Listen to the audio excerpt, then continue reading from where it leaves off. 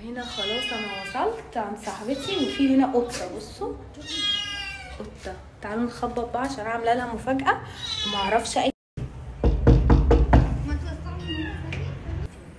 ايه ده منى؟ جيت لقيتها بتعمل حاجه. غطي شعرك غطي شعرك بقى.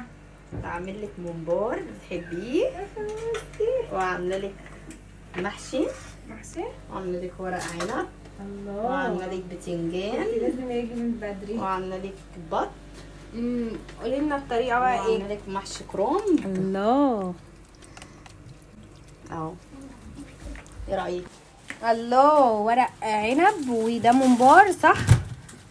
لا استاذه الطبخ والحله تعملي المحشي ده. ستي الله يرحمها كانت بتخليني قاعده جنبيها كده وتقعد تعمله. هو متعب بس بصراحه يعني دي طريقه ستك لعمل الممبار. ايه بقى طريقتها؟ ايه جدا السر بتاع ستك ايه؟ يعني يلا بينا بقى. كان يوم حلو قوي وانا بتعلم طريقة الممبار على طريقة ستة. قالت لي تعالي بقى قولي على طريقة ستي اللي هي بجد مش هتقدري تاكلي ممبار غير بالطريقة دي بعد كده. فقلت لها يلا بينا. هنا قالت لي يلا خدي الممبار ده كله حطيه في المية لحد ما المية تقول بس. فطبعا انا ما فهمتش حاجة وبهدلت الدنيا، بس طبعا تعالوا اوريكم كل التفاصيل خطوة بخطوة. طبعا دي بقى الميه ريحتها تجنن، مش قادره اقول لكم عملت ايه. تعالوا بس هقول لكم الطريقه.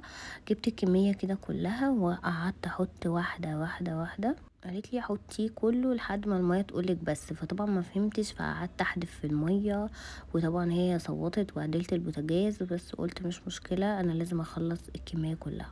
فطبعا اخدت الكميه كلها وحطيتها كده في الميه. طبعا ريحه تجنن وتحفه. وقلت لها بقى لازم تقول لنا على الطريقه دي بتعملها من زمان جدا.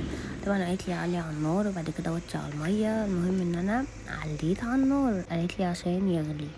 اسكت لا، فرحت جايبه بقيه الممبار وقعدت العب ولا اكني فاهمه اي حاجه. جمال بصي بقى حركه اعفن نسيب نفسي. يعني هي دي طريقه ستك لعمل الممبار؟ هي دي. ايه بقى عباره عن ايه؟ قولي لنا كده التحفه. الريحه يا جماعه جميله جدا. انا ما بحبش الاكل ده بس بجد بحبه من ناس معينه، يعني مش اي حد اكله منه. سالتها على سر ستها في عمل الممبار، قالت لي تعالي اقولك وكمان اقول لكم على احلى ممبار كلته في حياتي. يلا بينا نشوف. بجد بصوا الريحه والطعم والجمال حلو قوي. قولي لنا على طريقه الممبار بتاعت ستك. انا عن نفسي بجيب 4 كيلو لان بشيل في الفريزر بصراحه بقى ايه عشان هو ده بكا.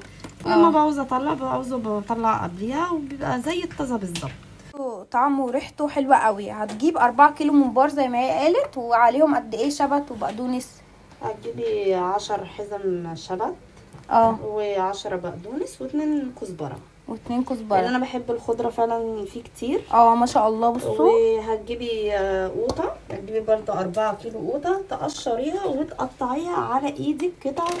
ممنوع ضرب في الخلاط. سر ستك هنا ان الطماطم تكون متقطعه مكعبات، تمام، ما تكونش في الخلاط. ده سر ستها يا جماعه، طعمه رائع. هوريكم دلوقتي. صلصه اللي هي المجففه وتحطي بقى عندك المقادير بتاعتك: الملح، البابريكا، يعني ملح وبابريكا وفلفل اسود بس. ونسلقه بقى بالطريقه اللي هي علمتهاني. بصوا هوريكم الشوربه تحفه. بصوا يا جماعه لون وطعم وريحه مش قادره اقول لكم. بقى عايزين سر الشوربه دي ايه؟ عملتي فيها ايه؟ بصوا حلو جدا. عايزين نعرف بس عشان ريحه تحفه. دي بجيب ميه عادي بتحطيها، بحط بصل، بحط واحدة لومي، بحط جزرايه، بحط فلفلايه اللومي، وبتحطي طبعا البهارات بقى اللي عندك اللي هو الحبهان، المستكه طبعا، بتحطي ورق اللوري، بتحطي حاجات كتيره طبعا عليه. اي حاجه بقى عندك بتحطيها بتديله طعم. برضو تحطي اسمه ايه ده، القرفه مهمه جدا بقى، ريحتها حلوه. وطبعا زي ما انت شايفه كده. لا تسلم ايدك بجد. ورينا كده. دي القرفه والجزرايه واللومي بصي المنبار ومسك نفسه، ما فيش بقى حاجه. في ناس بتربطه. لا طبعا، اهم حاجه الميه تكون مغليه جدا حلوه. ما شاء وتروحي الله. لا منزلة جميل ومطلعة. جدا.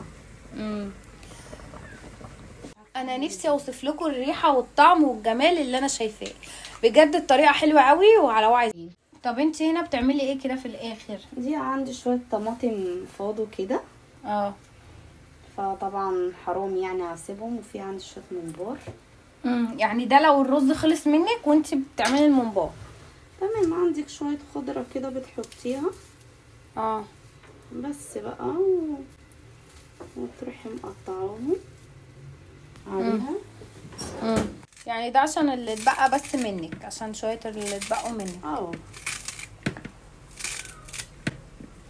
عايزين طريقه المحشي وورق العنب بسر ستها؟ اكتبوا لي في الكومنتات.